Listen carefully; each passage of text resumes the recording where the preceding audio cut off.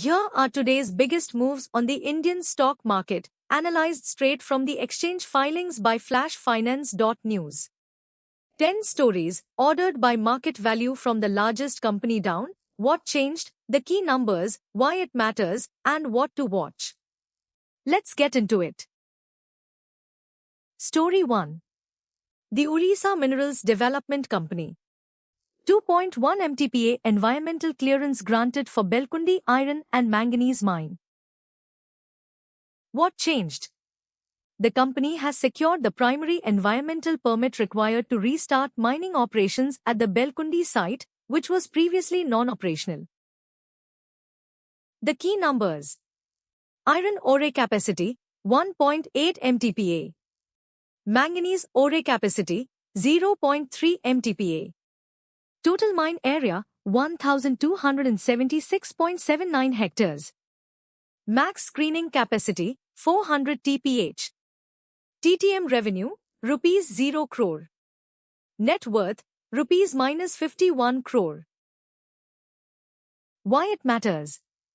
This is the single most important catalyst for the company to transition from a zero-revenue entity to an active miner, potentially reversing its FY25 net loss of Rs 40.22 crore. What to watch?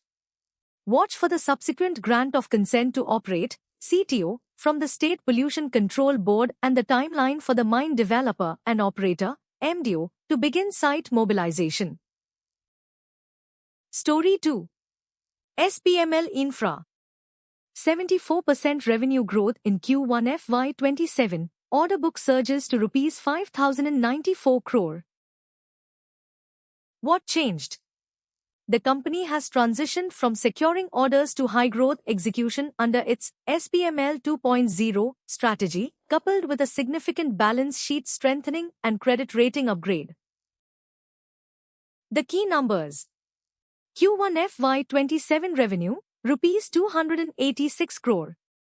Q1 order inflow, Rs 1,293 crore. Order book versus TTM revenue, tilde 5.9x. EBITDA margin, 9.9%. Remaining debt obligation, Rs 375 crore. Arbitration claims, Rs 4,526 crore. Why it matters? The massive order book, nearly 6x TTM revenue, and improved margin profile suggest a structural turnaround in the company's financial health and scale of operations. What to watch?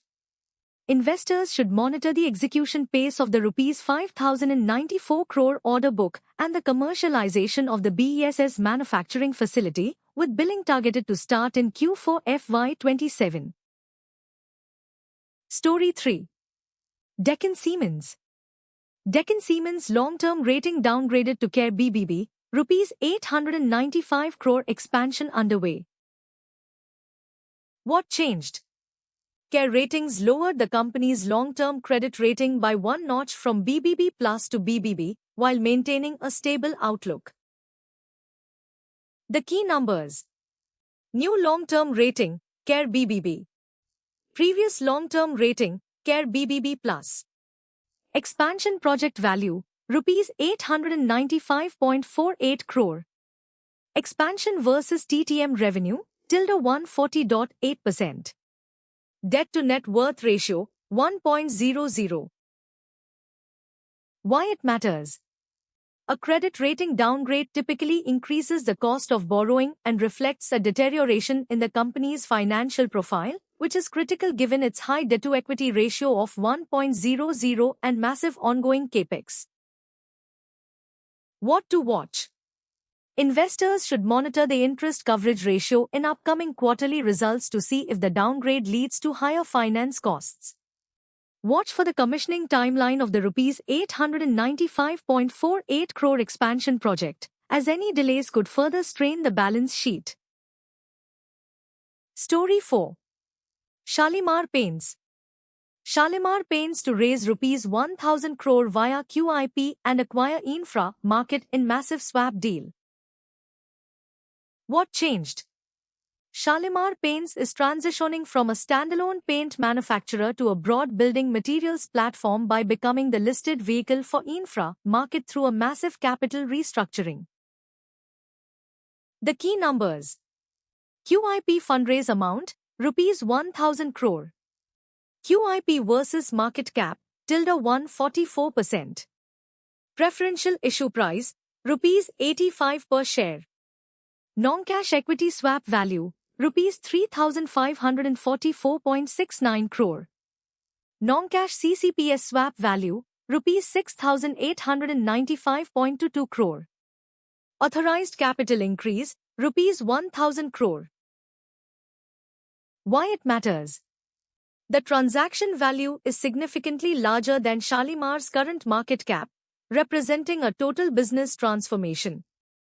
It provides the company with a massive capital infusion, Rs 1,000 crore QIP, to address its current loss-making status and scale operations. What to watch? Investors should closely monitor the upcoming EGM for shareholder approval and the specific valuation reports determining the swap ratio.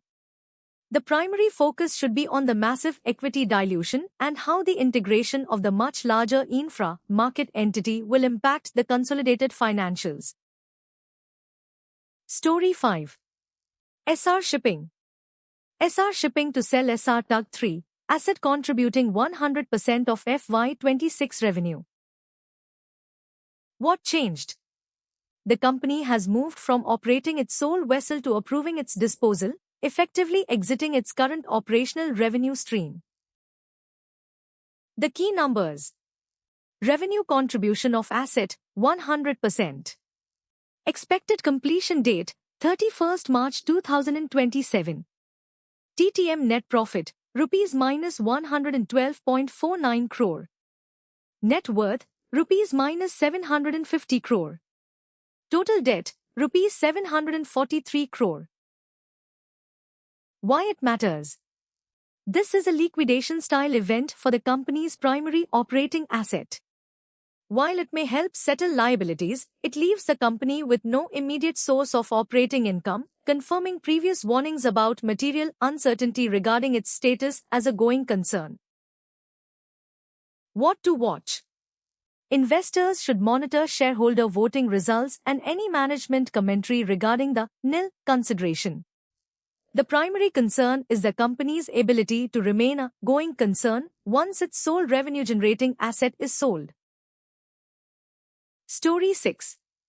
CareerPoint EduTech. PEDU Q1 FY27, EBITDA margin at 64.2%, Rs 256 crore government project pipeline announced. What changed? PEDU reported stable Q1 FY27 margins and revealed a government project pipeline that is more than 6x its previous annual revenue. The key numbers. Government project pipeline, Rs 256 crore. Pipeline versus FY26 revenue, ~631%. EBITDA margin, Q1 FY27 64.2%. Book value per share, Rs 45.92. Franchisee centers, 34. Why it matters? The massive government pipeline provides unprecedented revenue visibility and potential for a significant scale-up, while the asset-light model continues to deliver high EBITDA margins, 60%. What to watch? Investors should closely monitor the execution timeline and margin profile of the Rs 256 crore government pipeline, as well as the details of the material related party transactions proposed for 25th September AGM. Story 7. Secmark Consultancy. Secmark to merge with Codify Finserv and Holding Co., revenue to increase by ~41%. What changed? Secmark is moving from a standalone consultancy model to a consolidated group structure by absorbing its holding company and a high-growth fintech subsidiary. The key numbers. Codify revenue versus Secmark FY26 revenue, ~40.8%. Codify Finserv FY26 revenue, rupees 15.32 crore. Post-merger promoter holding, 69.33%. New shares to be issued, 8,81,547. Codify net worth, rupees 6.49 crore. Why it matters? The merger adds substantial revenue, over 40% of current levels, and proprietary technology assets, which could lead to a re-rating if the integration achieves the stated operational efficiencies and cost reductions. What to watch? Investors should monitor the timeline for NCLT and regulatory approvals and track the combined entities' operating margins, as Codify adds significant scale to the existing business.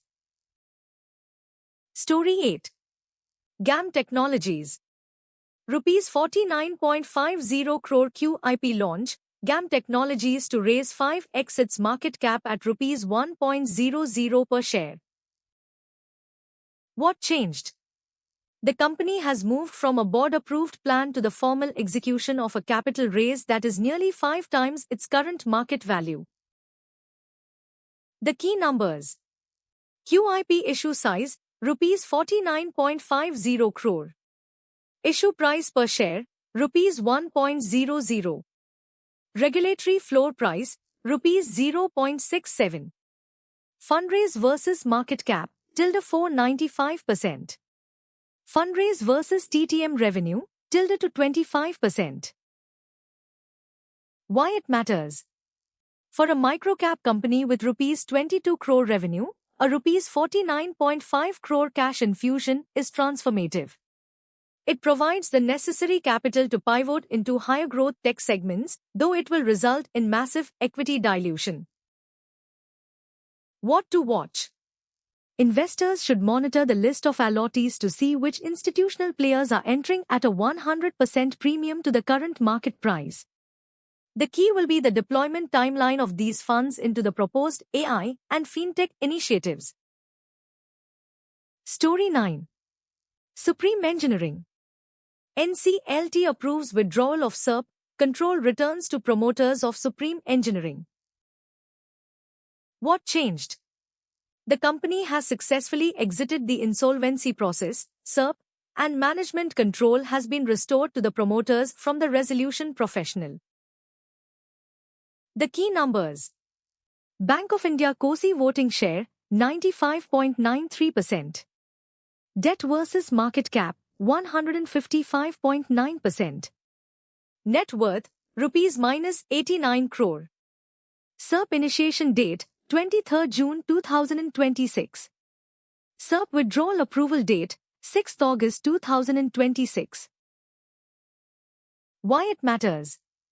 Exiting SERP prevents potential liquidation or a forced change in ownership, but the company remains fundamentally distressed with high debt and negative equity. What to watch?